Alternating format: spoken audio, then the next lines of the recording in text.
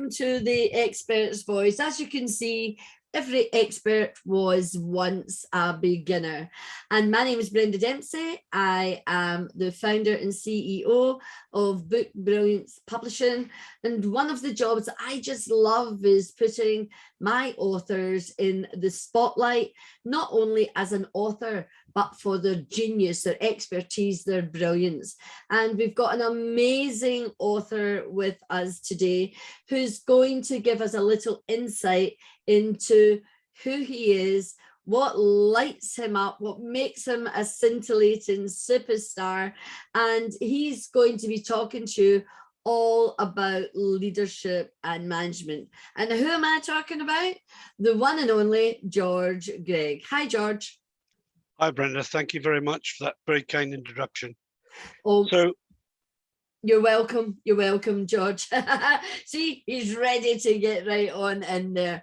So, George, the first thing I want you to tell everybody is who you are, a wee bit about how you've got into leadership and management, and then we'll come up with some more questions so that we can get the best out of you.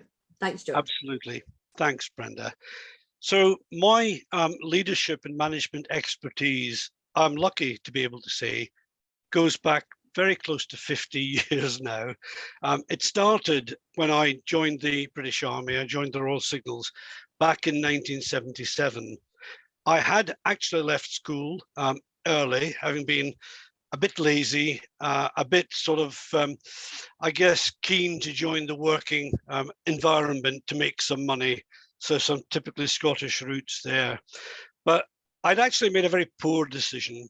And being conscious of the fact that I had wasted my education, I was relatively intelligent, doing okay at school. At the time I was actually there in attendance. And having made a mistake, and it was a mistake, to become an apprentice stonemason, I very quickly decided that life meant much more to me than just working on a building site. And that's not to put down the huge skills that these guys have got. Absolutely not. But I took the opportunity to join the British Army, to become a communicator. And I was trained for 2 years in the Army Apprentices College in Harrogate, which is somewhere that I still believe to this day is one of the finest training establishments the world has ever seen. And I would back that up by saying, I think if you counted up the amount of senior officers that have come from boys soldiering, had a very successful military career, and then gone on to become even more successful in industry, it really is very telling the number of millionaires that have come out of that small college. Anyway, having been lucky enough to start my career there, I went from no real knowledge of the army or military background to becoming the truth senior boy, but we referred to the senior boy as the apprentice regimental sergeant major. So it gave me an opportunity to do things, starting at 16 with my first command of a troop of young soldiers. Not that I knew much about what I was doing, but I was listening a lot to the directing staff, some of whom were the best soldiers I was ever to meet in the ensuing 27 years.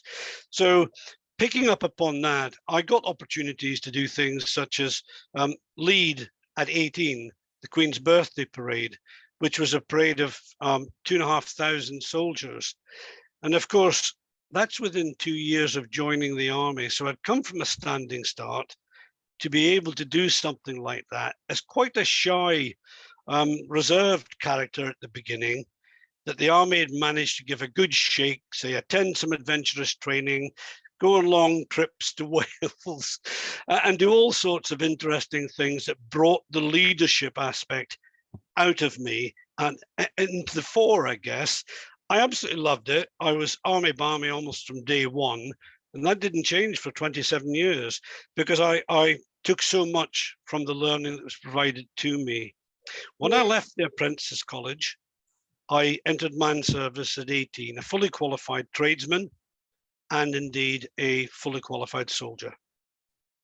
Wow, and you've touched on leadership, and I just want to so excuse me, highlight those points where you've already talked about it at leading the Queen's Parade at 18. So that must have been a very proud moment indeed. So in terms of leadership and management, how else did your path in the army develop you what you're doing now? And can you give us some like detail as to if you led X, what did you learn? That's what's important here, George. Yeah, absolutely. So in a technical corps, which is what the Royal Signals is, you're always a soldier first, but of course your real job is to set up communications, maintain communications, depending on where in the world you happen to be posted at that particular moment in time, whether you're simply on a tour with a unit where there is no conflict going on, or whether in fact you're war fighting or peacekeeping. And I was lucky enough to do all those sort of things, but I chose very early on that I would go down the path of being a master communicator.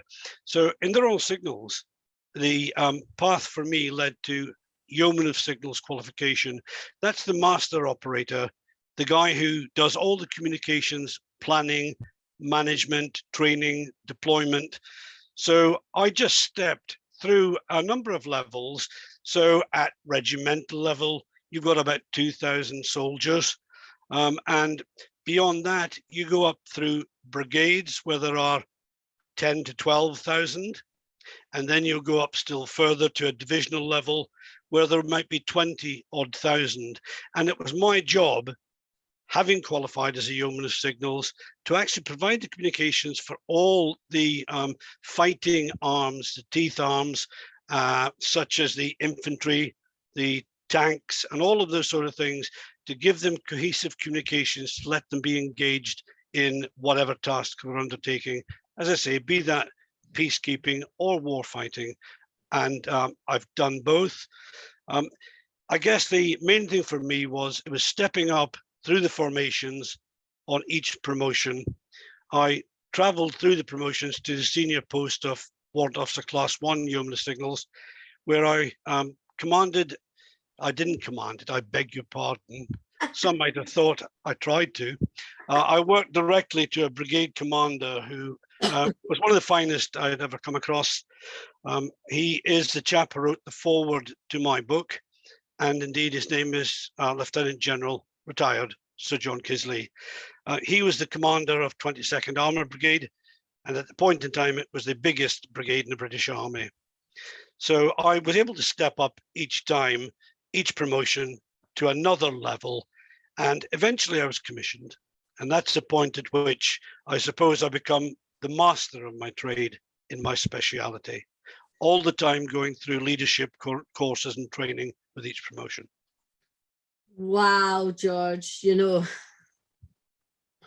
that's all I got to salute you. So in terms of communications and leadership, you are definitely a master. And, if anybody needs any help in these areas, you're the go-to authority.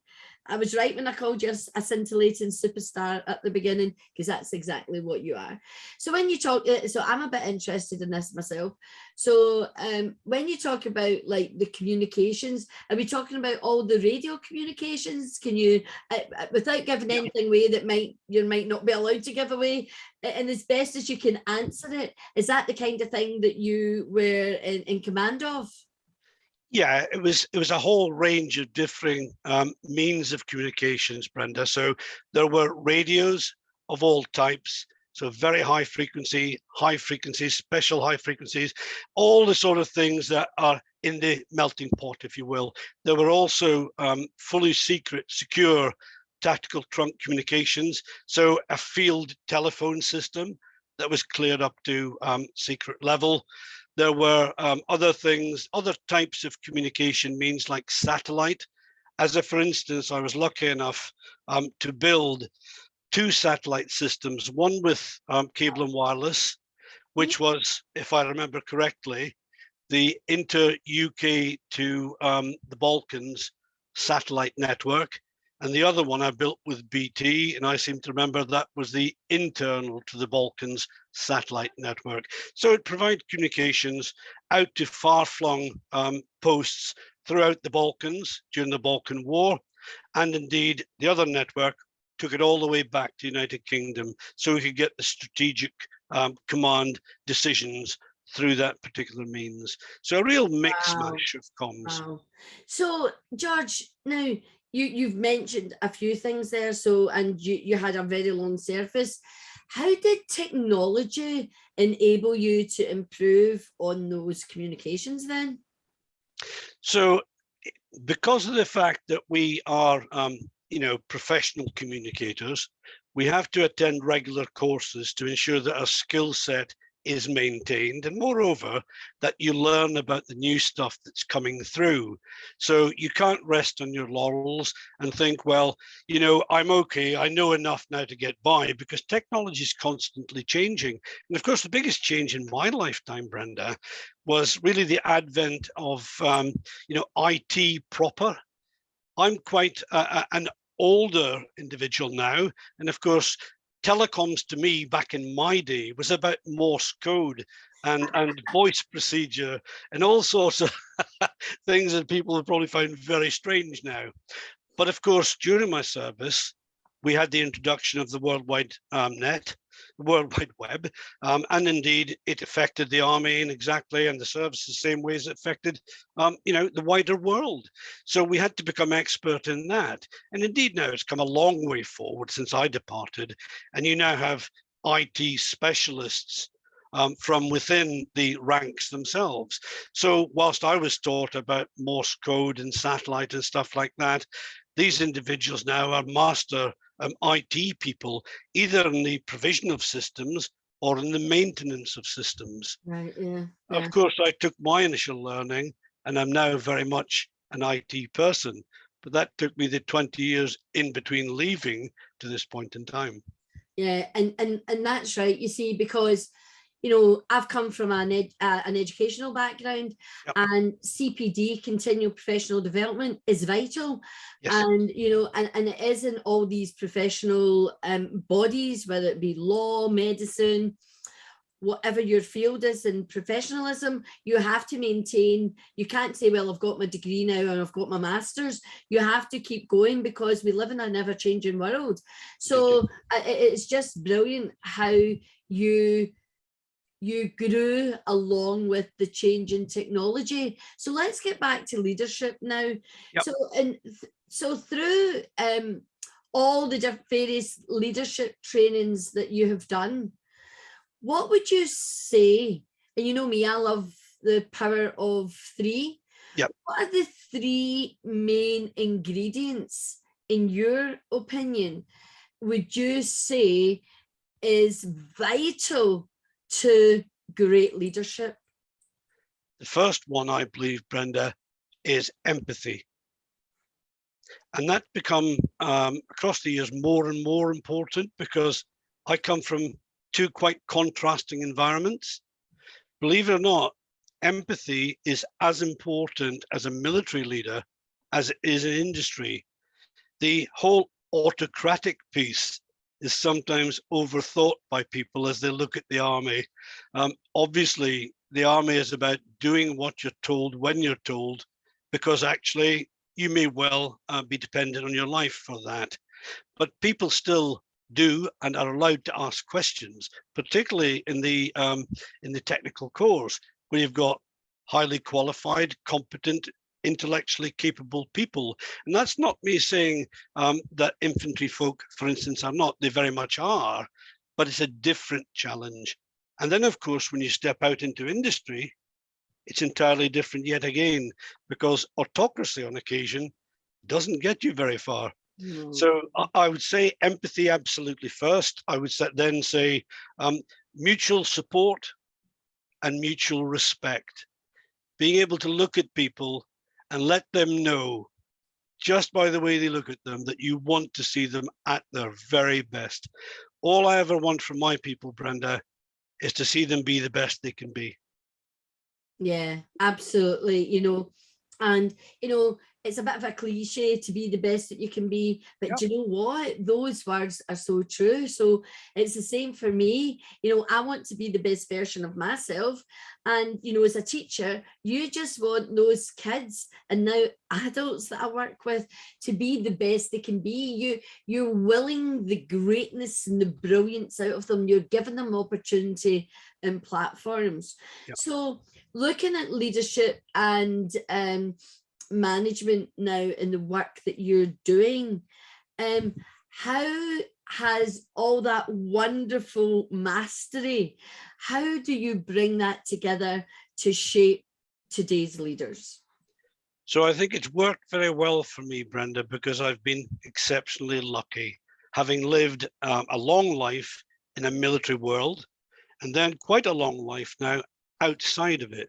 I love leadership. I absolutely recognize there's two different flavors there, but they're much closer than people tend to believe. As I say, empathy is a great connector, because without empathy, you can't lead anybody.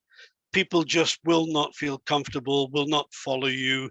They will grow actually eventually to distrust you through a lack of empathy, because it gives people the impression, I think, that it's all about me, and it should never be the case.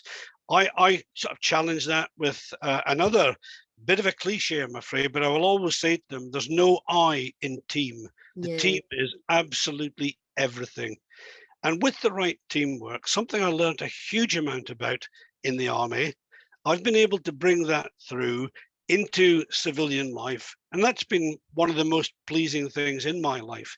And I'm talking my whole life, the ability to sit down with people post my army days, engage with them, show empathy, teach them as much as I could about the team, about the importance of having each other's back all the time, making sure that you just check that your mate's okay, that you're engaged together, that you cover each other, and that at all times you're part of that team.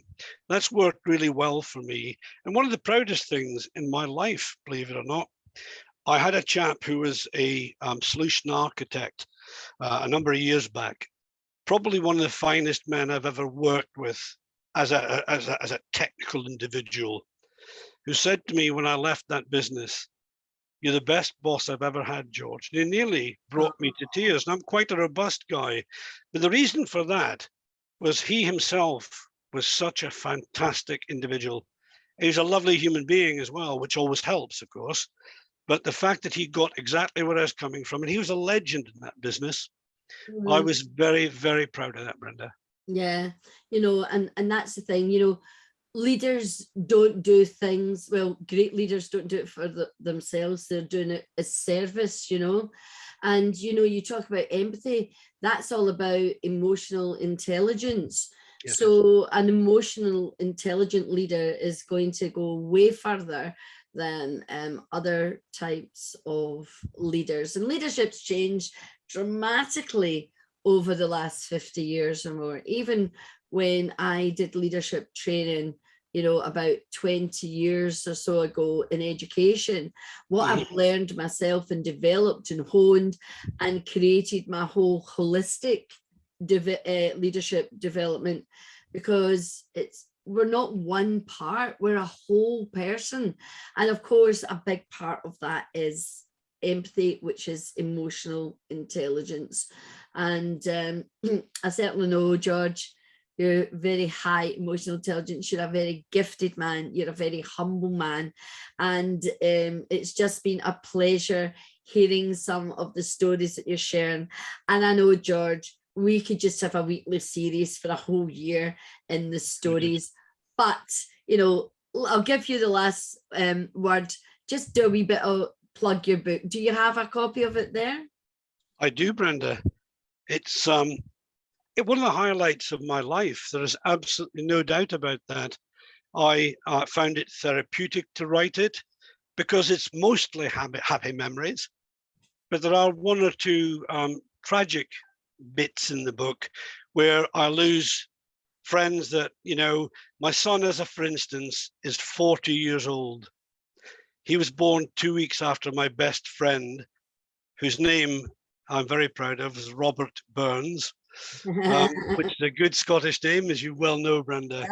And every time I look at Mark, I think about Rab, my friend, who, we lost him in the Falklands. And there's many stories like that, but you've got to take the good times. You've got to think, well, I must live my life now for me and for Rab and for everyone else that has passed. And it's my book has allowed me to give some of that back to some people that mean the world to me. And I hope others read it. And what's it called? The book is called Born in Scotland, Made in the Royal Signals, Untapped Potential. Absolutely. And that whole potential is just something that can go on and on. It's limitless, but that untapped potential is what is inherently dormant in us. And as you said, made in the Royal Signals, how that unleashed your potential, and your potential is limitless. It's still going and going and going. So George, it's been such a pleasure today talking to you here on The Expert's Voice. I'm looking forward to bringing you back in a few months' time once we've published the book. So when's it out? Book's out on the 26th of July. Yeah. And we'll bring you back, because then we'll get to talk about the author's journey, which again is another facet, and it's a very enlightening journey. I think you would agree. So until the next time, thank you, George, for being here. This is Brenda Dempsey saying, be brilliant. Much love. Until the next time, toodle pip. Thanks, Brenda. Bye.